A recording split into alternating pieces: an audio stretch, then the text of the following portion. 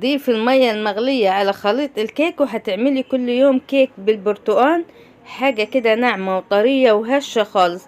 اول مرة هتعملي طريقة كيك بالشكل ده.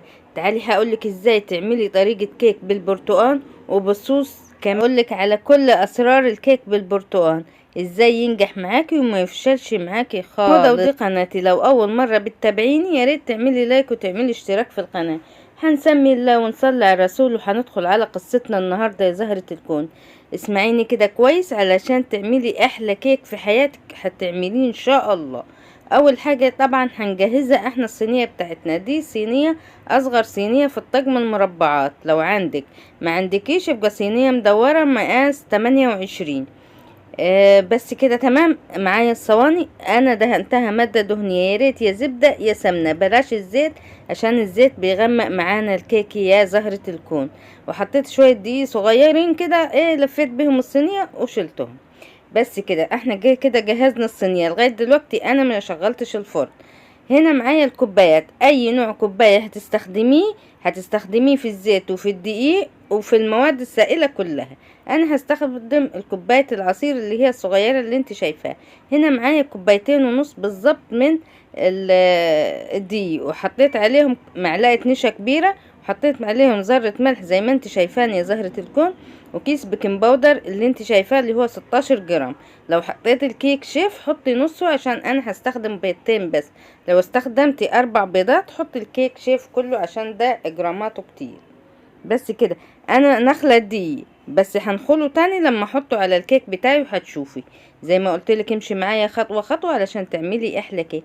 معايا هنا بيضتين، البيضتين بدرجة حرارة المطبخ. البيض لو في التلاجة تطلعيه من بالليل وتحطيه في المطبخ، عشان مش عايزة بيض خالص من التلاجة تروحي عاملهولي من التلاجة وتقولي لي الكيكة باظت يا شيف هدى. لا، البيض بدرجة حرارة المطبخ، او تكوني جايباه من بره لسه طازة. وحطيت كوباية الا مع عقلة صباع بالظبط من السكر، وحطيت باكو فانيليا بالبرتقال.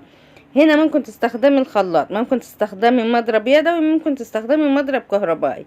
انا في بداية لما انا حطيت البيض عملت بالمضرب اليدوي، بس عشان ايدي ضعيفة وعندي مضرب كهرباء فاستخدمته. عنده خلاط برضو استخدميه. حطيت كوباية عصير برتقان فريش، يعني امسكي برتقانتين كده واعصريهم وحطيهم في الكوباية، هيعبوا معاكي الكوباية.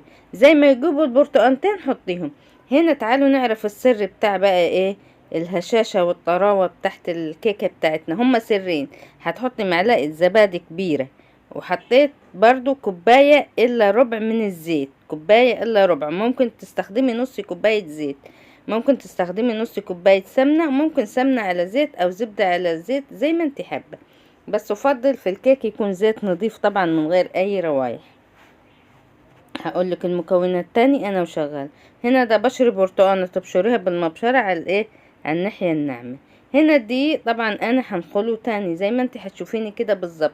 انا خلطت المكونات الجافة كلها مع بعض، ولما تاجي تستخدميه تنخليه تاني. ليه بننخل دي مرة واتنين وتلاتة؟ عشان الكيكة من فوق ما تبقاش فيها بقع سودا او بقع كده تحسيها لما تاجي تحمر وشها تبقى فيها بقع. لا، بتبقى ملساء عشان دي منخول، لكن لما تنخليهوش بيبقى معاكي مكلكع. عرفت السر النخل ليه الدقيق في الكيك؟ مرة واتنين وتلاتة. بس كده انا لفيته كويس. هنجيب المية المغلية، ربع كوباية مية مغلية. ده السر التاني بقى في الكيك علشان تعرفي اسرار الكيك الصح والسر نجاح الكيك بتاعك. حطيت هنا ربع كوباية مغلية، يعني تغلي كوباية مية وتقومي حطها على الكيك بتاعك. مش هيستوي البيض ولا تجراله اي حاجة زي ما انت هتشوفي كده. هتشوفي معايا الكيك في اخر الفيديو. هنا طبعا الصينية بتاعتي جاهزة.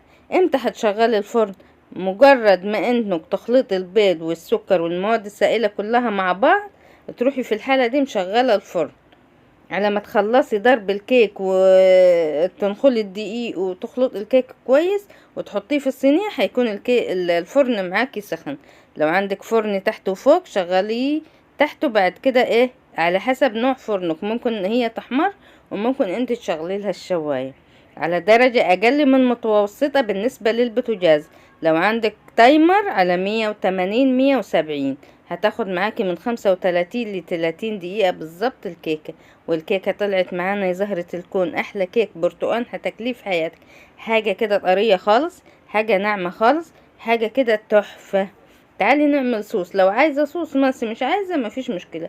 عندك 3-4 معالق من السكر المطحون او السكر البودر، وحطي عليهم معلقتين من اللبن، وحطي عليهم كيس باكو فانيليا اللي هو بالبرتقال. ما عندكيش حطي لون زي ما انا حطيت، ما عنديش حطيت لون من اللون اللي هو ايه الاصفر، وحطيت شوية فانيليا، وعملت احلى صوص لكيكة البرتقال. حاجة كده بصراحة تحفة.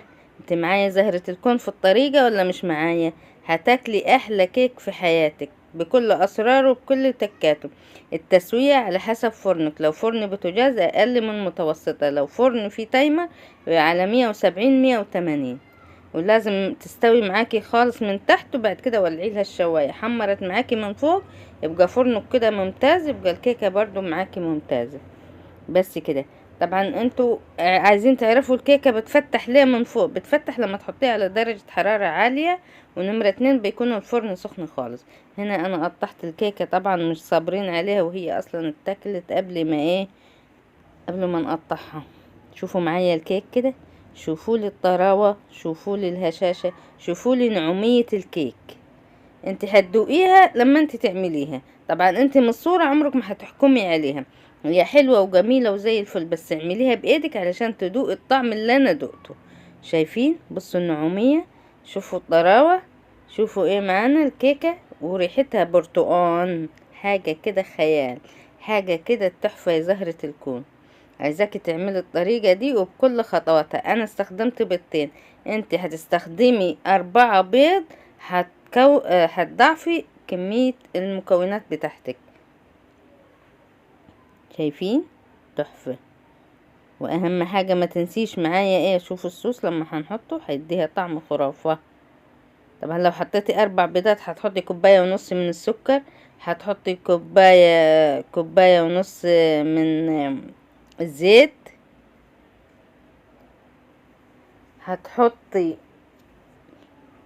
كوباية عصير، 1.5 كوب من العصير البرتقال، هتحطي 2 معلقة زبادي، هتحطي 2 معلقة نشا.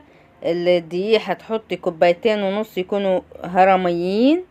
ما تحطيش مثلا تقولي 2.5 كوب هروح احط 5 كوبايات، لا، الدقيق هتحطي 2.5 كوب هرميين، وعلى حسب احتياج بعد كده المواد السائلة بتاعتك، عشان ما تقوليش انا قلتلك ضعف الكمية وتقومي حطالي 5 كوبايات دي وتلاقيها بقت معاكي فطاير مش كيكة. ركزوا كويس واسمعوا الفيديو كويس علشان تعرفوا تركزوا وتعملوا كيكة. انتوا اعملوها بيضتين زي ما انا عملتها وهتاكلوا احلى كيكة ان شاء الله. وما تنسينيش في الشير واللايك والاشتراك في القناة، ومع السلامة.